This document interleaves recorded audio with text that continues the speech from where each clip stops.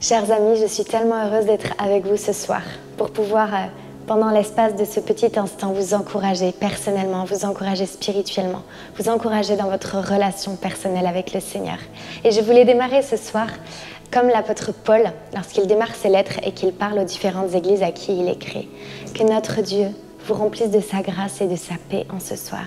Je demande au Saint-Esprit ce soir de descendre dans vos foyers, de descendre dans vos maisons, de descendre dans les lieux où vous vous trouvez. Et je demande au Saint-Esprit ce soir qu'il nous emmène plus loin dans notre relation avec le Seigneur, qu'il vienne nous donner des révélations, qu'il vienne nous donner des restaurations, qu'il nous donne des réconciliations. Je demande au Seigneur ce soir de venir chacune nous emmener plus loin avec lui. Mon objectif ce soir, c'est de remplir votre cœur d'espérance, de l'espérance de notre Seigneur Jésus-Christ, pour qu'il y ait des choses nouvelles qui se passent ce soir dans vos cœurs, dans vos intelligences, dans vos pensées, dans votre relation avec le Seigneur. Alors avant de plonger dans la parole de Dieu, j'ai à cœur ce soir de démarrer juste en vous donnant un petit témoignage de ce que j'ai vécu récemment avec le Seigneur. J'étais dans un moment où, j'étais dans un moment personnel pas facile. J'étais un peu remplie de ténèbres dans ma relation avec le Seigneur, avec les circonstances que je vivais. Et j'avais du mal à prier, j'avais du mal à recevoir la grâce de Dieu dans mon cœur. Et un matin, alors que je criais vers Dieu, je disais au Seigneur, mais Seigneur, sauve-moi dans cette situation, montre-moi là où tu veux m'emmener. Pourquoi je vis tout ça? Vous voyez, j'étais comme submergée par les circonstances que je vivais. Et le Saint-Esprit m'a murmuré, mais Alice, pourquoi est-ce que tu ne regarderais pas d'une manière différente à la lumière du Seigneur, ce que tu es en train de vivre? Et quand j'ai reçu cette parole, je l'ai vraiment méditée, je l'ai vraiment laissée descendre dans mon cœur, dans tout ce que je suis. Et l'instant d'après, j'ai reçu « Mais Alice, moi je suis celui qui peut changer ta difficulté en bénédiction pour ta vie. » Et quand le Seigneur m'a dit ça, d'un coup, c'est comme si les ténèbres s'étaient enlevées et que j'ai vu clair. Et que la lumière de Dieu est venue remplir ma vie, est venue remplir mes pensées, est venue remplir mon cœur. Et ce soir, avant de plonger dans cette parole d'Isaïe, je veux te donner cette promesse du Seigneur ce soir. Le Seigneur peut changer ta difficulté en bénédiction et le Seigneur veut le faire. Le Seigneur veut changer ta peur en foi. Le Seigneur veut changer ton doute en paix. Reçois ce soir cette paix du Seigneur. La première question que je te pose ce soir, c'est est-ce que tu confies tout au Seigneur? Est-ce que tu passes du temps avec lui? Est-ce que tu cries vers le Seigneur quand tu as une injustice dans ta vie? Est-ce que tu passes du temps à lui confier tout ce que tu vis dans ton cœur, dans tes pensées, dans ton intelligence? Confie-lui ce soir, parle au Seigneur. Je vous propose maintenant qu'on plonge dans la parole de Dieu. On va aller au chapitre 61 du livre d'Isaïe dans l'Ancien Testament. Dans le livre d'Isaïe, on est 8 siècles avant l'arrivée de Jésus.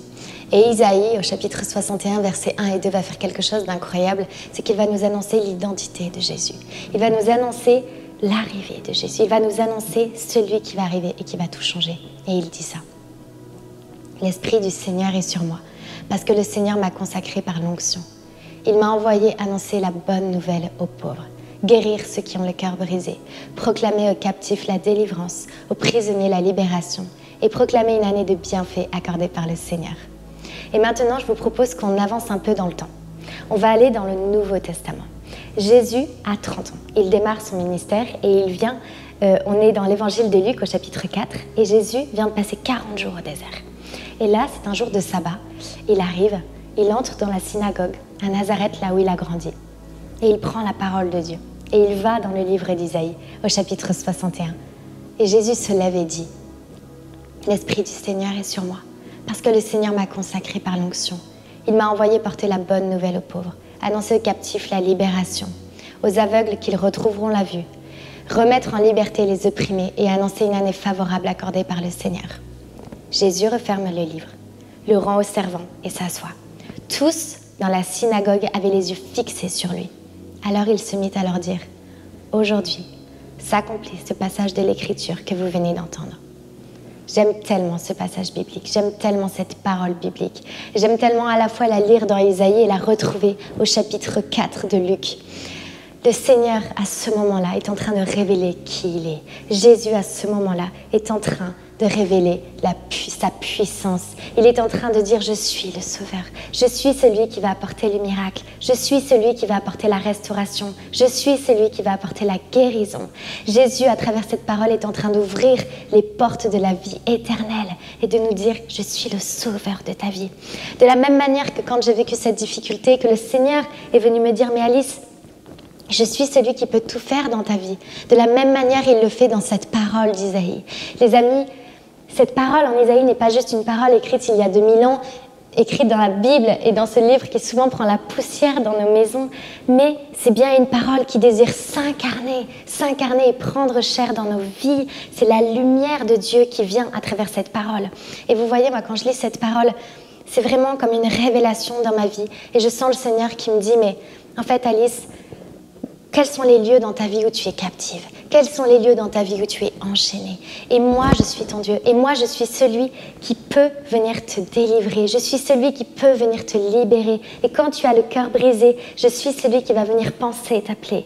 Et de la même manière que le Seigneur vient faire ça dans ma vie, je lui demande de venir le faire dans ta vie ce soir.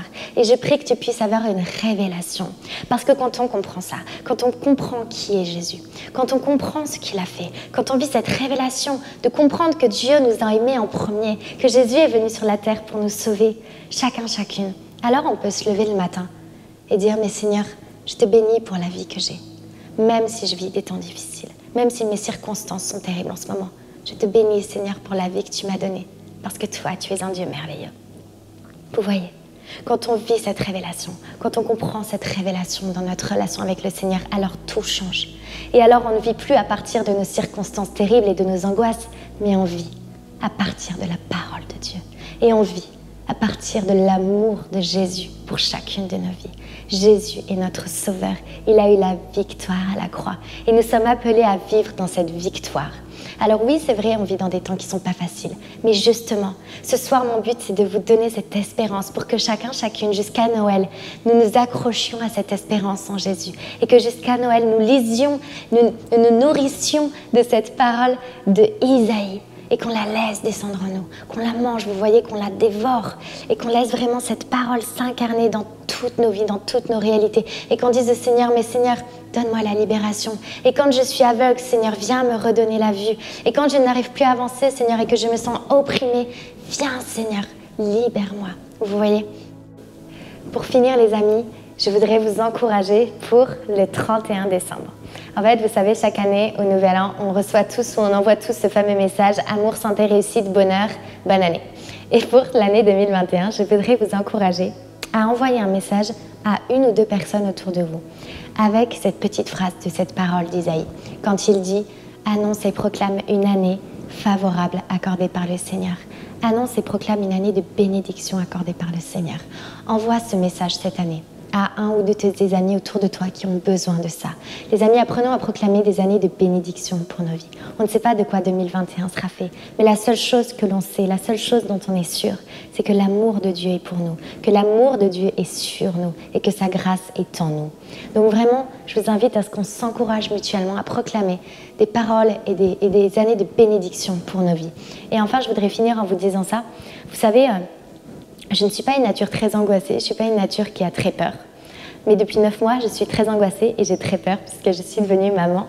Et je pense que toutes les mamans qui nous regardent ce soir vont se retrouver dans ce que je dis et peut-être même aussi les papas. Souvent, presque tout le temps, en fait, je me demande si Zach va bien, s'il est heureux, s'il respire bien et quand il est à la crèche, est-ce que tout se passe bien? Vous voyez? Et en fait, ces pensées-là, ça peut vraiment nous oppresser, ça peut vraiment, par moments, nous étouffer, vous voyez. Et dans ces moments d'angoisse, je sens souvent que le Saint-Esprit vient me murmurer, mais Alice, n'aie pas peur.